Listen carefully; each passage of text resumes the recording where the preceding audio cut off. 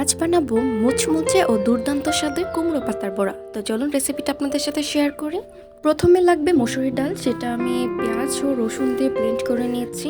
এরপর এখানে পরিমাণ মতো আদা রসুন বাটা, হলুদ, মরিচ ও ধনিয়ার গুঁড়া 1 চামচের কম করে দিলেই হবে।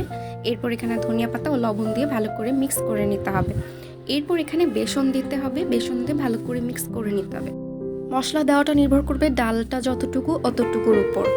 তো আমার মিশ্রণটা রেডি হয়ে গেলে আমাদের ছাদের থেকে আমি এখানে মিষ্টি কুমড়ার পাতাটা নিয়ে এসেছিলাম কয়েকটা। পাতাটা ভালো করে ধুয়ে আমি এখানে মিশ্রণটা লাগিয়ে নিচ্ছিলাম। আর আমি যেভাবে করছি ঠিক সেভাবেই আপনারা লাগিয়ে নেবেন। এক পাশ হয়ে গেলে আমি ভাঁজ করে নেব, ভাঁজ করে এভাবে চেপে চেপে অন্য পাশেও লাগিয়ে নেব।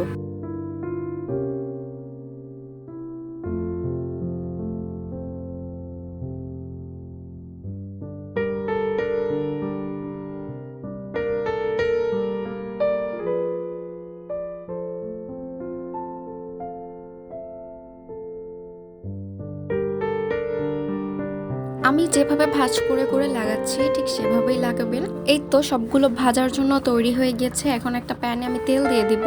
তেল গরম হয়ে আসলে সবগুলো দিয়ে দিব ভাজার জন্য। এখানে আমি মিডিয়াম আঁচে সবগুলো আস্তে আস্তে ভেজে নেব, কারণ পাতাটা সিদ্ধ হতে হবে।